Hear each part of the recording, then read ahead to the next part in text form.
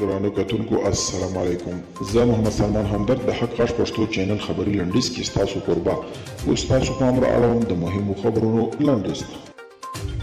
مالیې وزارت ویاند رفیع تابع ویلي چې د هیواد په شپږو مهمو مرزي ګمرکونو کې د طالبانو د کنټرول له امله د دوی فعالیتونه درېدلي او په عوایدو کې نږدې 3 میلیارد افغانۍ کموالی راغلی. CNN د پینټاګون په حواله وایي ایراني ډرون الوتکې د عمان له ساحله د اسرائیلو د تیلو په ټانکر برید کړی دی. نیویارک ټایمز لیکي په داسې حال کې چې په افغانستان کې ناامني او جنګونه زیاتېږي زیات افغانان مهاجرت ته مخه کړې ده.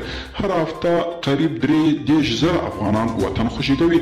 دننه په هیواد کې د بې ځایه شویو خلکو شمېر زیاتېږي. د امریکا ولسمشر جو بایډن د ملي امنیت سلاکار جیک سولوان په یوه تازه خپره کړې اعلامیه کې ویلي چې په افغانستان کې اوسنی تاوتریخوالی او د جګړې اوج د منلو نه دي. نوموړي ویلي د دې جدي اړتیا ده چې دواړه لوري ژر تر ژره مذاکراتو ته راوګرځي او د سولې خبرې چټکې کړي.